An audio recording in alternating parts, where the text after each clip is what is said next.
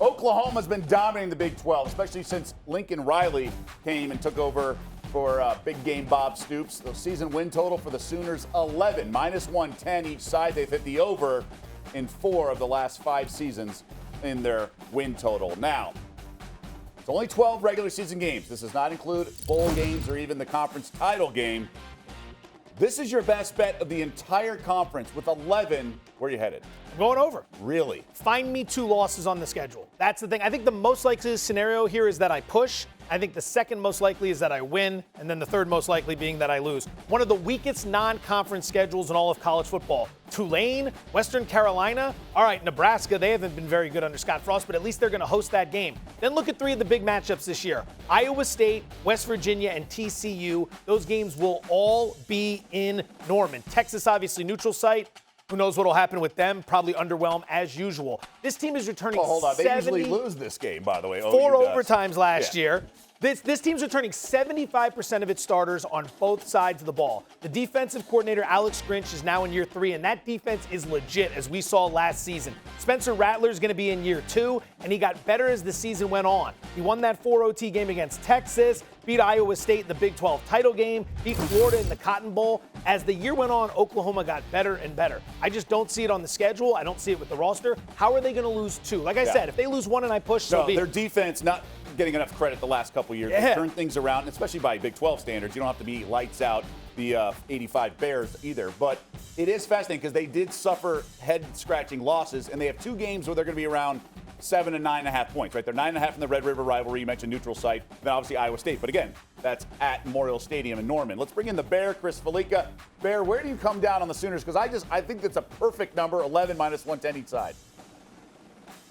I do. It feels very pushy to me at 11-1. If I had to play it, I would lean and agree and go over, because odds are they won't lose to both Texas and Iowa State. 11-1 seems like the most likely result here. But, I mean, it's because of their defense. Like you guys were talking about, that this is a team that is emerging. 21.7 points per game last year. They're lowest since 2009 and nearly 12 points lower than what they were in 2018. Perry and Winfrey is an absolute dude on that defensive line. When they were competing for national titles, everyone likes to talk about the offense, but it was because they had guys like Tommy Harris, Dan Cody, McCoy, Dusty Dvorak on that defensive line.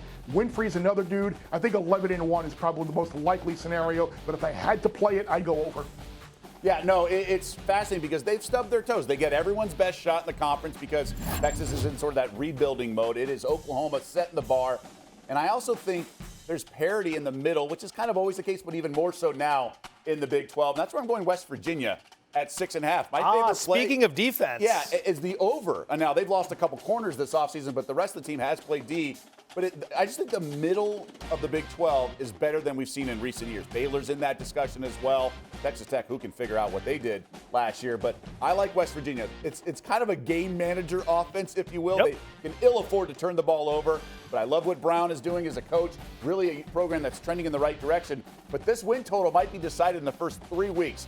They're at Maryland, and they're home to Virginia Tech. Those are like 2-point spreads or something ridiculous. These are coin flip games. Watch out for Long Island. Yeah, we'll skip over that one. But you have some, like at Baylor's another one. But I just think a lot of key games are at home. Texas, Iowa State, Okie State. They got to beat Texas Tech, which almost pulled some upsets last year. And then Virginia Tech. So it's going to be a nail-biter. All these games are going to be within 7 points in the ones that are going to swing the over-under. But I just love their coach. I love their quarterback, and I love their defense. Even without the DBs they lost, I think it's an overplay here. File this one away, too. Throughout the course of the season, individually, unders are very good with this team. They play slow. They like to run. They've got a good defense. They pull games out of nowhere, like TCU and that overtime. Yeah. Let's bring in Tyler, because I believe Kansas is in the Big 12. That means we are officially obligated to discuss the 1.5 win total with Tyler. Now, we don't condone bullying on this platform, this show, this network, but pardon me for the next 30 seconds while I become an extreme hypocrite. This is allowed where I come from, my parts in Missouri.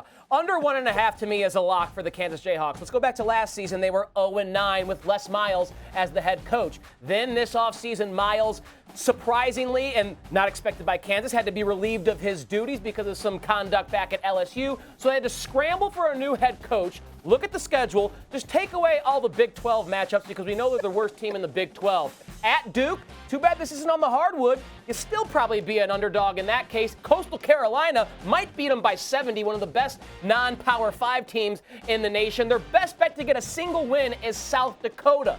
And I'm not sure they'll do that. So even if they do have that one, I think that's where it stops. Their best bet for a win is week 1, but after that, I don't see any more on the schedule for a football program that always stinks and then had some unexpected turmoil this offseason. Kansas, under 1.5. Boo, Jayhawks. From our Missouri product there. I will say it could be interesting to win a game, have an over-under of over 1.5, and not win out another game the rest of the year. I want to bring back the Bear. Bear, I know you and Steve love this Kansas win total seemingly every season. Where do you stand on the Jayhawks? I'm under 1.5 on Kansas as well. Tyler mentioned the South Dakota game, which could be a win, but this is a team that since they fired Mark Mangino prior to 2010, they are 6-91 in Big 12 play and 0-50 on the road in Big 12 play. Who are they beating? Even if you think that they potentially could go over 1.5, I'd play the under, and then there'll be an underdog at Duke who's going to be down in the ACC. They're going to be an underdog against Texas Tech, who I think is going to struggle again in the Big 12. Those are the only two games they have like a chance, a prayer. So I would go under, and then if you're a little worried at some point during the year, take them on the money line in some of those games that they're going to be a smallish type dog. But this is a bad team with no talent, total rebuild year 0. I'm under 1.5 on KU. Getting a little territorial here. I'm the betting bully. We know this. I fade the Orioles. I'm on UNLV under 1.5. Careful, fellas. This is my turf to be the betting bully. All right, well done. And the juice to the under, by the way, is minus 210. So it is obviously favored to go that way. Good stuff. Thanks for watching ESPN on YouTube. For live streaming, sports, and premium content, subscribe to ESPN+.